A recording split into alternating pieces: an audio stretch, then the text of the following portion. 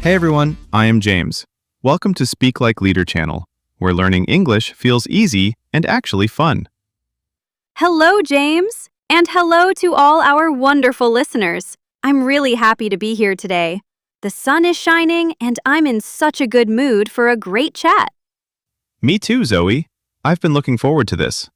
You said you have a really big topic today, something a lot of our listeners dream about. What is it?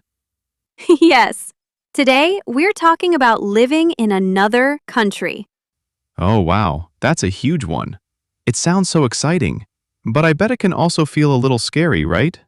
Exactly. It's a real adventure. You get to see new places, try amazing foods, and of course, speak a new language every day. But speaking the language, that part makes a lot of people nervous. Yeah, I remember when I first traveled somewhere new. I was so worried about my English. I kept thinking, what if I can't say what I want? That's completely normal, James. Everyone feels that way at the beginning. But today, we want to show that living abroad can actually be one of the most wonderful experiences of your life. I agree. I'm really curious now. Do you have any personal stories or maybe a special tip you can share? I'm glad you asked. Actually, I do have one small secret that helped me feel at home really quickly when I lived abroad. A secret? Tell me. I want to know right now. Not yet. I'll share it at the end of the episode. So, everyone, make sure you stay with us till the end, okay? You're really good at keeping secrets, Zoe. All right, I'll be patient. So where should we start? Maybe with packing? Yes, let's start there. When you decide to move to another country, you suddenly have to pack your whole life into a suitcase. It's so hard. It really is. What do you even take? What do you leave behind? I always want to bring my entire house with me. Me too. But you can't. You have to choose the most important things. Maybe some family photos, your favorite book, and the most comfortable clothes. And maybe a little food from home? I remember one of my friends moved to Italy and took a huge bag of his favorite tea. That's such a good idea. Those small things from home can make a new room feel warm and familiar. They really help when you start feeling, what's the word? Homesick? Yes, homesick. It's when you miss your family, your old life, everything. It happens to almost everyone. I think it's okay to feel homesick. It just shows how much you loved your home. But you also have to stay open to all the new things around you. That's so true.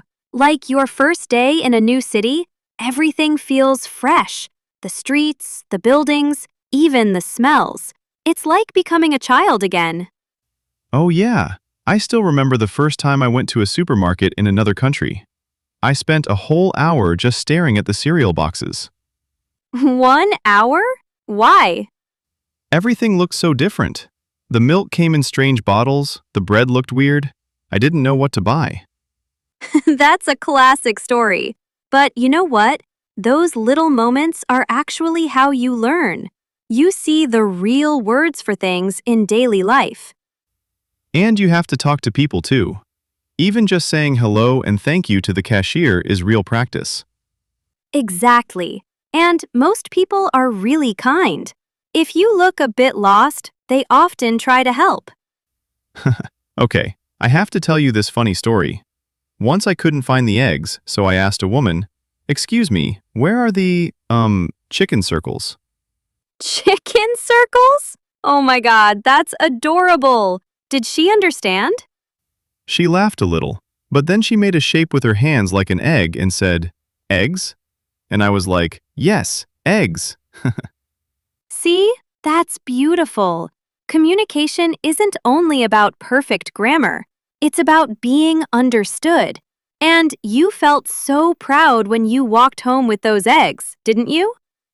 I really did. It was a small victory, but it felt amazing. Living abroad is full of those little wins. Speaking of daily life, what about finding a place to live? Looking for an apartment in a new country can be stressful. It sounds difficult. You have to talk to the landlord, sign contracts, ask the right questions. Yes, the landlord is the person who owns the house. You pay rent to them every month. It's important to ask things like, is the water always hot?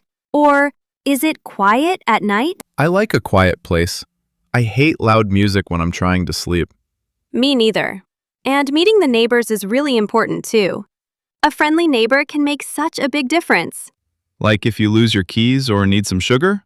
Or they can tell you the best places to eat? Exactly. Making friends with your neighbors makes the whole area feel safer and warmer. But starting that first conversation can be scary. You really have to be brave. Being brave is a huge part of living abroad. Every time you step out the door, you're growing. It's like a workout for your brain and your heart. My brain definitely feels tired sometimes after speaking English all day. Is there a word for that? We call it language fatigue. Your brain gets exhausted from translating everything in your head. Ah, fatigue. That makes sense. When I lived in France, I wanted to sleep 10 hours every night. But it does get easier. One day you wake up and realize you're not translating anymore. You just understand. It's such a beautiful moment. That sounds like a dream. I can't wait to have that feeling. You will, James. It just takes time and practice. And our listeners are practicing right now by listening to us. That's right. If you're enjoying this conversation, please like the video, subscribe to the channel, and share it with a friend who's learning English. And here's a little task for you. If you're still with us, write the word journey in the comments. I love that word. Living in another country really is a journey, for the heart and the mind. Speaking of journeys, I keep thinking about food again. You and food. But you're right. Every country has its own flavors. Sometimes you discover new favorite foods. And sometimes you really miss your mom's cooking. I once tried to make my favorite soup, but the vegetables tasted different. It made me a little sad. Did you cry? Maybe a tiny bit. But then I invited a new friend over to try it. She actually loved it. She said it was interesting and delicious. So a mistake turned into a nice dinner with a friend. That's a lovely story. It taught me that it's okay if things aren't perfect. The new version can still be good. That's actually a great lesson for life, not just soup. You're very wise today, James. What about work? A lot of people move abroad for a job. That must be challenging too. It is. Office culture can be very different. How people talk to the boss, what time they start, how formal they are. I like a relaxed office. Sneakers and tea sound perfect to me. The best way is to watch and learn. Be like a detective in the office. A detective at work. I like that. And don't be afraid to ask for help. You can simply say, I'm new here. Can you show me how to use the printer? It's polite and it's a great way to start talking to people. So you make friends at the supermarket, in your building, and at work, and suddenly you have a whole new life. Exactly.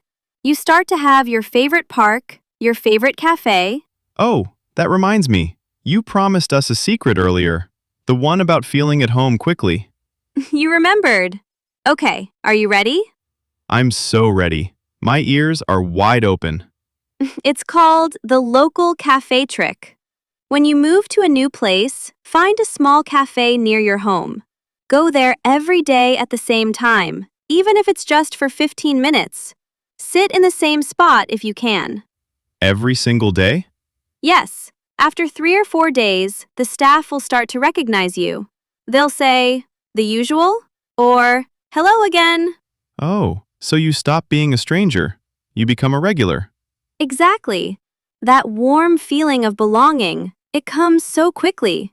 You start smiling at the same people, saying good morning.